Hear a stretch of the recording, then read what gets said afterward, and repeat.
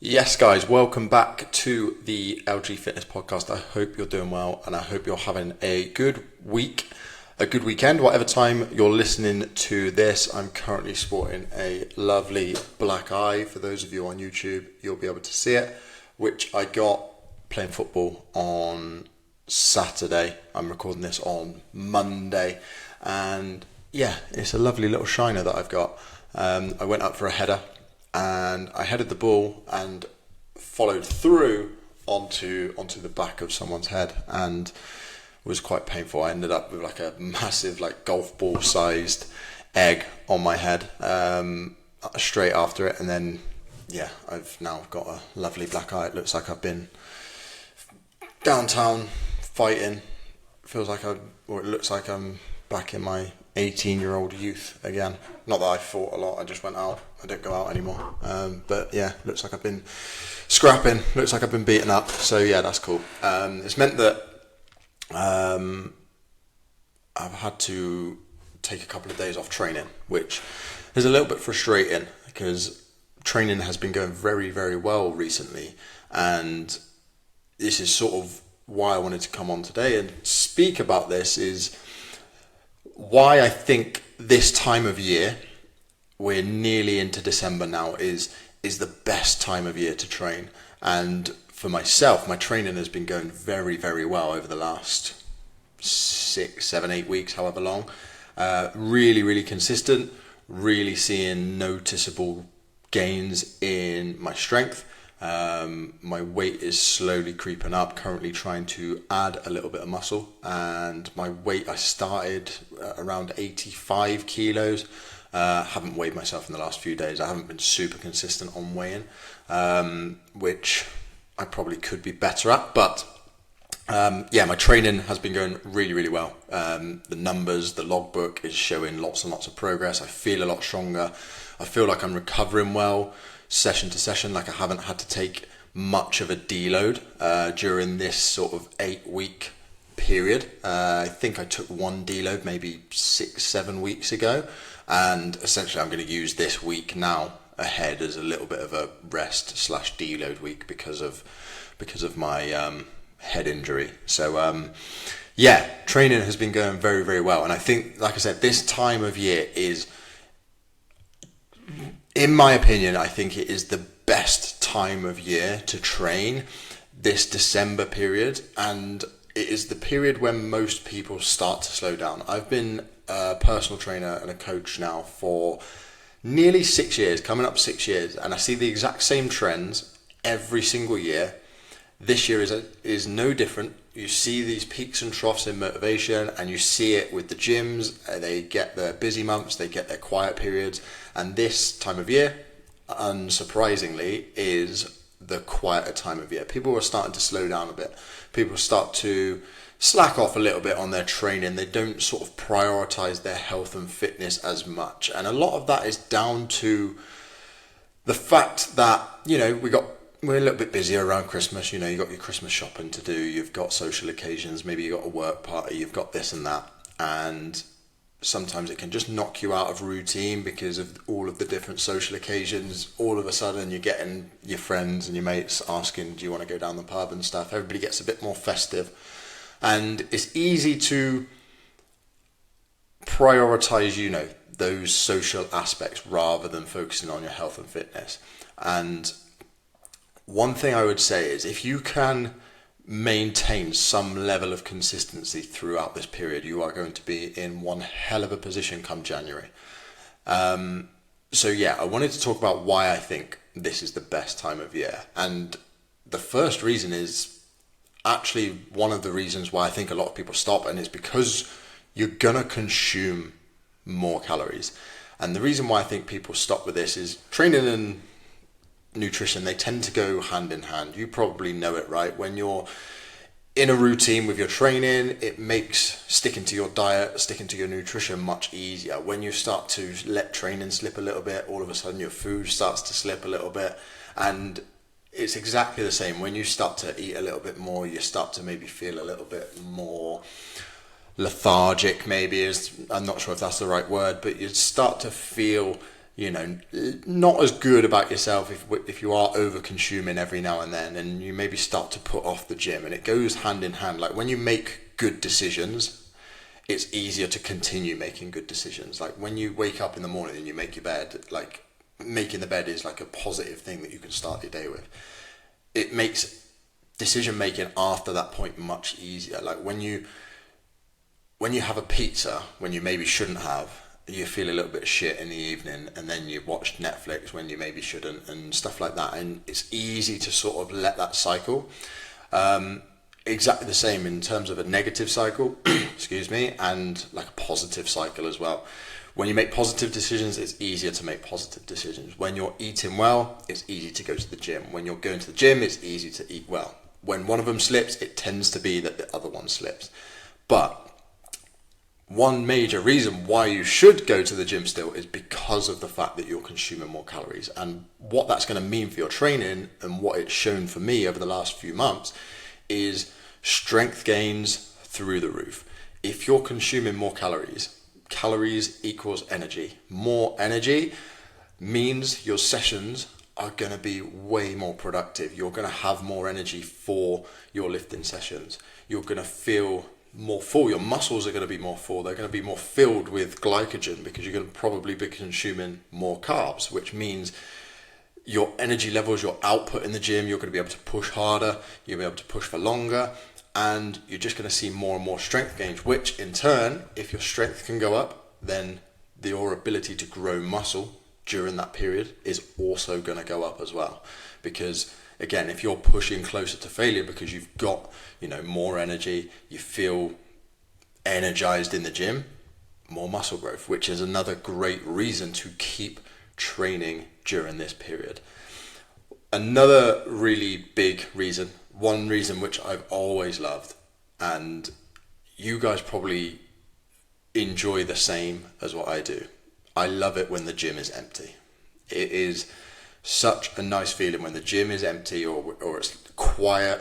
You're not waiting around for a bench. When there's 4 sweaty teenagers huddled around one bench and you're just thinking, oh, please hurry up and move on and let me do my set of bench press, please. You don't have to queue for the cable machines, none of that shit. You can just get straight in. You know exactly what you're doing. You get your workout done. It's nice and quiet. You can maybe record a couple of sets, have a look at your technique if you want to, if that's something that you like doing. But you can just get your workouts done in peace and quiet, because, like I said, everybody's starting to slow down at this time of year. People are less and less going to the gym, less and less, and the gyms get quieter. It happens every single year. It happens on a cycle. November, December, the gyms start to die down a little bit. Obviously, January becomes really, really busy. Starts to die down a little bit towards the back end of January as the first group of like the new year, new me crowd, they stick to it for a couple of weeks, and then you have like the few that sort of stick it out for a month, and then it starts to die down a little bit more, picks back up again in sort of March, April time. As the weather starts to improve, people start to think, need to start maybe thinking about getting in better shape, the summer's coming, that sort of stuff. Dies down a little bit. You have these peaks and troughs throughout the summer where people are going on holiday, they're doing things, and then towards the end of the summer it picks back up again when people have had a lot of fun over the summer and kids have gone back to school, and they start to think, I need to sort myself out again because I've been way too overindulgent over the summer. And it happens every single year. But make the most of that, those quiet periods. If you can get in a good session, if you can be really consistent throughout this time, like I said, when January comes around, you're going to be in a really, really good position because you've been consistent. You've continued making progress throughout December. Whilst everybody else has been slacking off a little bit, you've been there, consistent. And it's going to make continuing in January much easier. A lot of people find it hard, and you're exactly the same, I'd imagine, is once you've been out of routine for a few weeks, it's very hard to get back into that. So if you take 2, 3, 4 weeks off over December, starting in January is going to be quite hard, and it's going to be quite difficult to get into the swing of things again, to build that momentum again. And you're probably not going to see like huge amounts of progress at the start of January. But if you are already being consistent, and by the way, I'm not saying that you can't, have time off over Christmas and you need to be in the gym on the 25th or anything like that. I'm saying if you can get in and at least go to the session 2-3, get to the gym 2-3 times a week over that period, you're just going to put yourself in a really, really, really good position. Also, as well, if you can just be active over the Christmas period, naturally you're going to eat more. Naturally you're going to drink more. It's the environment that we're in, right? Christmas is that time of year. You're with your friends, with your family, maybe people that you haven't seen in a while.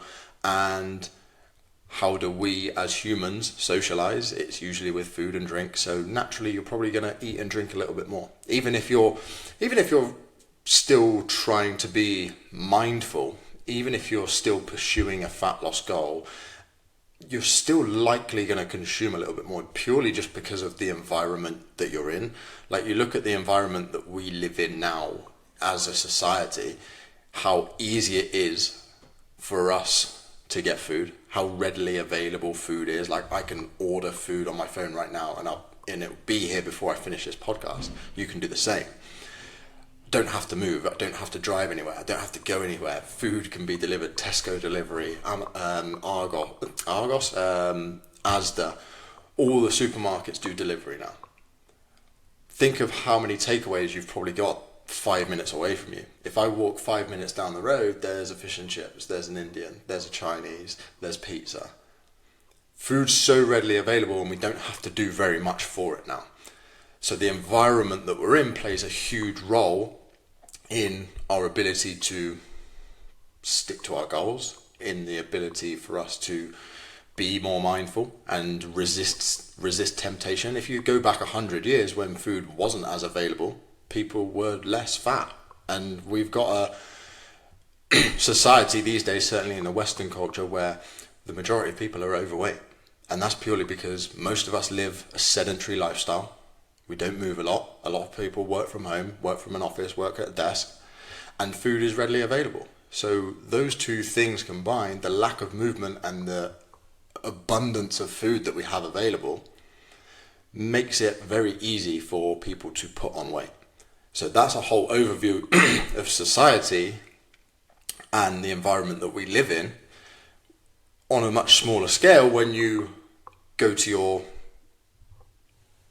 parents at Christmas and there's chocolate there, there's sweets there, all of the food is there, it's readily available, you're gonna snack.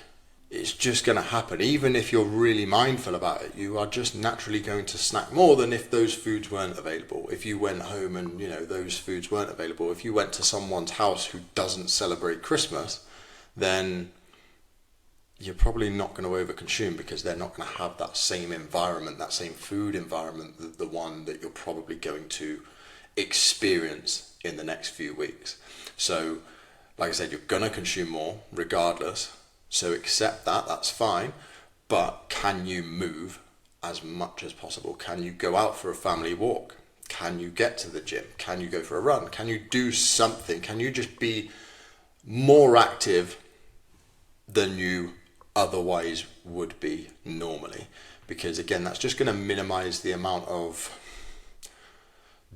I don't want to use the word damage, but minimize the amount of damage that is done in terms of how it can affect potentially your fat loss goals, if that is the goal. So yeah, be as active as you can over the Christmas period. This is the best time of year to train. I truly 100% believe that. Like I said, the gyms are quiet, nobody else is there. You can just utilize those extra calories, you can put them to good use. You're going to feel way more stronger, you're going to be able to build a little bit more muscle, and it's just going to be way more enjoyable training when you're eating more. So yeah, this is the best time of year to train. So don't neglect your training over this year, over this Christmas period. Enjoy it. Have a great Christmas. If you've got any questions, then please reach out at Lewis Graham Coaching on Instagram, or you can email me, lewis@lewisgrahamfitness.co.uk. I hope you enjoyed this episode. I hope you have a great week, and I hope you make some Christmas gains. Take care.